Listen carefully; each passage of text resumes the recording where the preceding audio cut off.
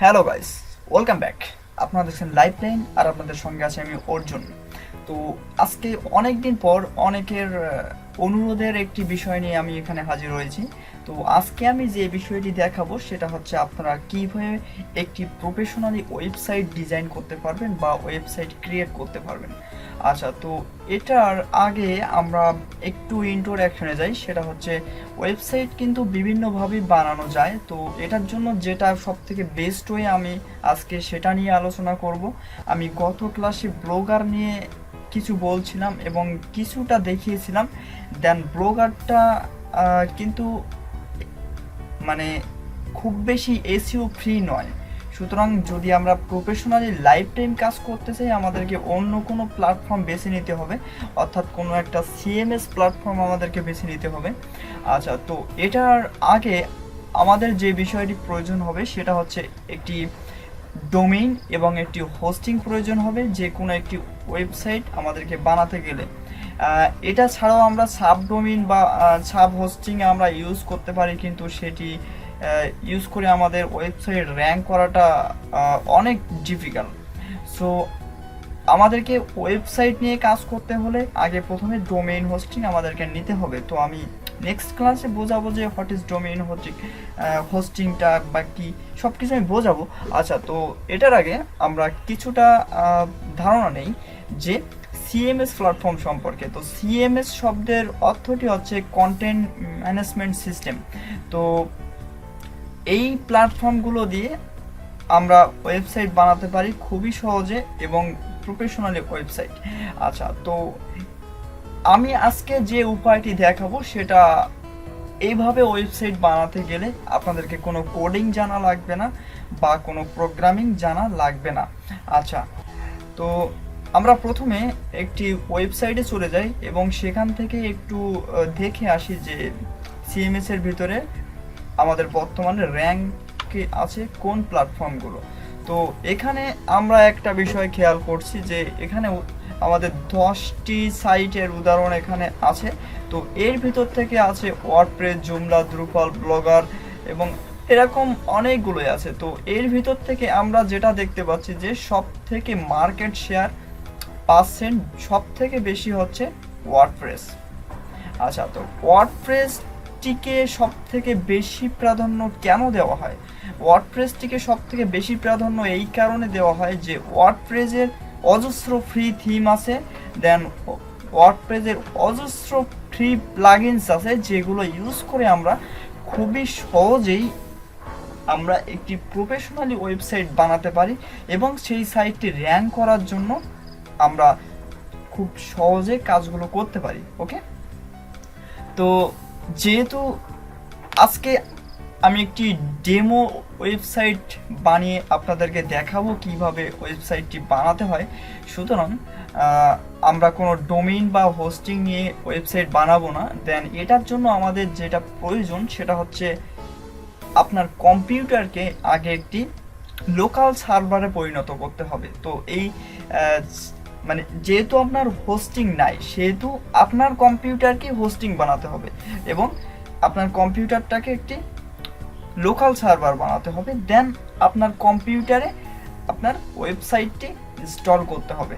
আচ্ছা, এটার আগে একটি বিষয় বলে রাখি, সেটা হচ্ছে আপনি যদি আপনার কম্পিউটারটাকে লোকাল সার্ভার বানিয়ে কাজ করতে চান তাহলে একটি বিষয় মনে রাখতে হবে, সেটা হচ্ছে আপনার কম্পিউটার বন্ধ হলে কিন্তু অন্য কেউ বা আপনি আপনার সাইটটি দেখতে পারবেন না। সুতরাং এটার জন্য আপনাকে হোস্টিং প্রয়োজন এবং ডোমেইন তো অবশ্যই প্রয়োজন। আচ্ছা, তো এটার আগে হোস্টিং ডোমেইন সম্পর্কে একটু কিছু বলি। সেটা হচ্ছে হোস্টিং জিনিসটি হলো যে আপনি আপনার ওয়েবসাইটের সমস্ত ডাটাগুলো অর্থাৎ সমস্ত ডকুমেন্টসগুলো যেখানে রাখবেন। আপনি একবার চিন্তা করেন যে আপনি আপনার ওয়েবসাইটে 10টা ইমেজ আপলোড করলেন, কিন্তু সেই ইমেজগুলো যাবে কোথায়, সেই ইমেজগুলো থাকবে কোথায়? অনেকের ভাবনা আছে ওই ইমেজগুলো www ডটের আন্ডারে যাবে।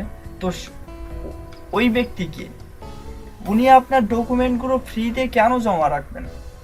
আচ্ছা, তো এই বিষয়টি হলো হোস্টিং, যে আপনি যে ডকুমেন্টসগুলো আপনার ওয়েবসাইটে আপলোড করবেন, তাই সেই 1 মেগাবাইট হোক, সমস্যা নেই, সেই 1 মেগাবাইট হোক আর 1 জিবি হোক, তো সেই ডকুমেন্টসগুলো জমা রাখার জন্য আপনার একটি ডিস্ক স্পেস প্রয়োজন। তো সেই ডিস্ক স্পেসটা আপনাকে হায়ার করে নিতে হবে, সুতরাং আপনাকে ভাড়া করে নিতে হবে।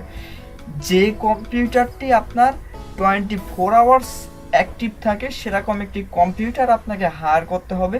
তো এই যে আপনি একটি কম্পিউটার হায়ার করবেন, যে কম্পিউটার 24 আওয়ার্স অ্যাক্টিভ থাকে এবং সেটা অনলাইনে থাকে, তো এটা আমরা বিভিন্ন জায়গা থেকে হায়ার করতে পারি, এমনকি এখন বাংলাদেশ থেকেও আমরা হায়ার করতে পারি। এরকম বাংলাদেশের অনেকেই আমাদের হোস্টিংয়ের ব্যবসা করছে।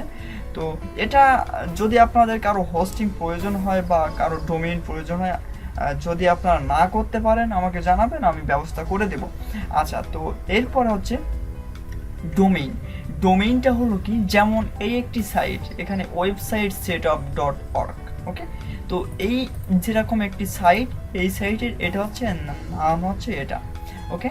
তো এই যে নামটা, এটা আমাদেরকে রেজিস্ট্রেশন করতে হয়, এটা আমরা ফ্রিতে করতে পারি না।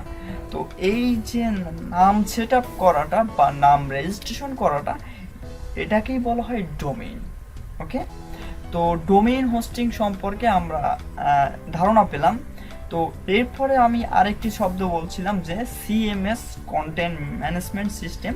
তো এটা হচ্ছে কি, সেটা হচ্ছে আমরা সাধারণত, আমি গতবারে যেটা দেখিয়েছিলাম সেটা হচ্ছে ব্লগার। তো ব্লগার দিয়ে আমরা কিন্তু জাস্ট একটি ব্লগ সাইট বানাতে পারি। সুতরাং আমরা কিছু মানে কন্টেন্ট ওখানে দিব এবং সেটার সবাই কমেন্টস করবে বা সেটার শেয়ার করবে, এরকম জাস্ট এরকমই কিছু। কিন্তু ব্লগার ধরটা জাস্ট একটা ব্লগ সাইট আর কিছুই না। কিন্তু কন্টেন্ট ম্যানেজমেন্ট সিস্টেমটা হলো এই যে এটা দ্বারা সমস্ত কিছুই করা যায়, যে একটা ওয়েবসাইট যেমন এটাও কিন্তু একটি সিএমএস সাইট, ওকে।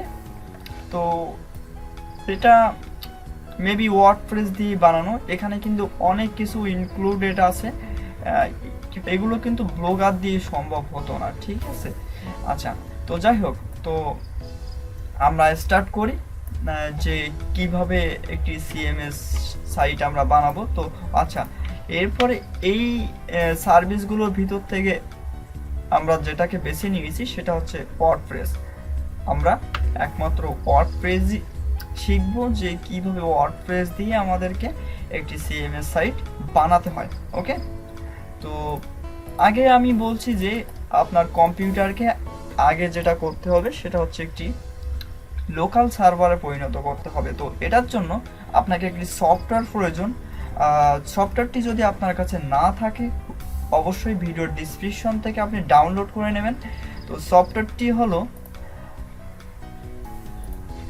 সফটওয়্যারটির নাম হচ্ছে এই যে XAMPP। তো এটা অনেকেই বলে জ্যাম, অনেকেই বলে এক্সাম, যে যেভাবে উচ্চারণ করে। তো যাই হোক, আমরা এই যে এক্সাম বা জ্যাম সফটওয়্যারটি আগে ইনস্টল করব আমাদের কম্পিউটারে। তো এটি ইনস্টল করতে গেলে আমাদেরকে সফটওয়্যারটির উপর ডাবল ক্লিক করতে হবে, দেন রান করতে হবে। তো সফটওয়্যারটি ইনস্টল হচ্ছে। তো আমরা ভিডিও সময় বাঁচানোর জন্য আমরা একটু এই সফটওয়্যার ইনস্টলেশনটি স্কিপ করে যাচ্ছি, যেহেতু আপনারা এটা অবশ্যই করতে পারবেন। তো সফটওয়্যারটি ইনস্টল হলে আমি আবারও এখানে ফিরে আসছি। আচ্ছা, এখানে যেটা বলছে সেটা হচ্ছে আমার যেহেতু অপারেটিং সিস্টেমটি 64 বিট, কিন্তু সফটওয়্যারটি আমার ডাউনলোড করা ছিল হচ্ছে 32 বিটের, ওকে। তো আমরা ঠিক সেম সফটওয়্যার আমি আরেকটি ডাউনলোড করে ইনস্টল করে এরপরে আপনাদের সামনে ফিরে আসছি, ওকে। আচ্ছা, তো আমাদের এক্সাম ইনস্টল করা শেষ। তো এক্সাম ইনস্টল হয়ে গেলে আমাদেরকে এরকম একটি ইন্টারফেস আসবে। এখান থেকে আমরা ফিনিশে ক্লিক করব, দেন আমাদের এক্সামটি আমাদের ওপেন হবে। তো তো এটার জন্য আমাদের এক্সামের ভার্সন অনুযায়ী বিভিন্ন ভার্সনে বিভিন্ন রকম অপশন থাকতে পারে, তো এটা কোনো ব্যাপার নয়। এখানে আমাদের একটা কথা জিজ্ঞেস করছে এক্সাম যে আমরা কোন ল্যাঙ্গুয়েজটা ইউজ করতে চাই। তো এখান থেকে আমি ইউনাইটেড স্টেট দিলাম এবং সেভে ক্লিক করলাম। আচ্ছা, এখন আমরা যে বিষয়টি খেয়াল করছি সেটা হচ্ছে আমাদের এক্সামের কন্ট্রোল প্যানেলটি এখানে শো করছে। এখান থেকে আমরা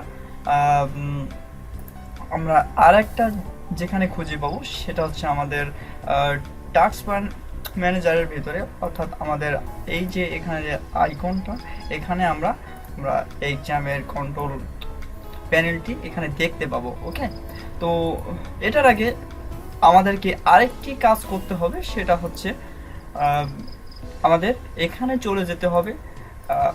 যেহেতু আমরা ওয়ার্ডপ্রেস নিয়ে কাজ করব, আমাদের ওয়ার্ডপ্রেসটি আগে আমাদের লোকাল হোস্টে ট্রান্সফার করতে হবে। তো এটার জন্য আমরা wordpress.org এ চলে যাব।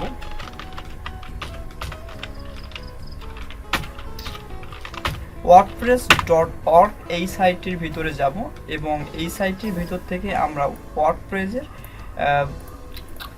ফাইলটি আমরা ডাউনলোড করব।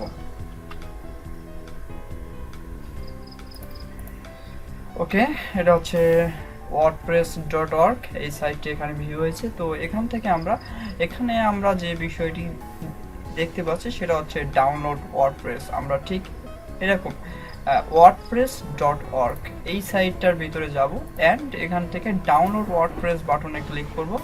এখানে আমাদের বর্তমানে আমি যে মুহূর্তে এই রেকর্ডিংটা করছি এই মুহূর্তে ওয়ার্ডপ্রেসের যে ভার্সনটা সেটা হচ্ছে 4.8। ওকে, তো এটা আমরা এখান থেকে ডাউনলোড করব।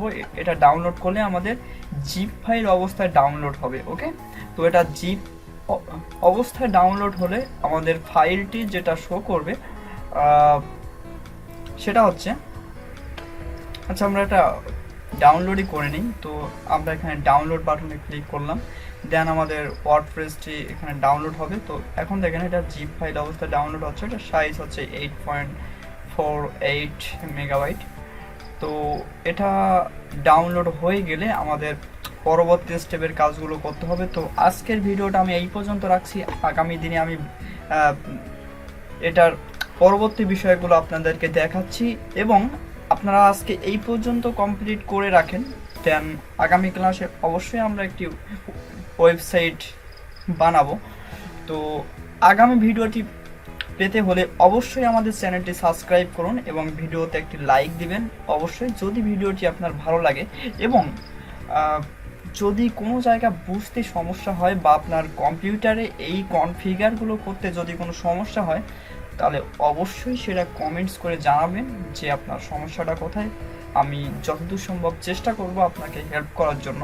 এবং অবশ্যই আমাদের ফেসবুক গ্রুপে জয়েন করবেন যদি আপনি জয়েন না করে থাকেন। ওকে, তো see you next time, take care and by.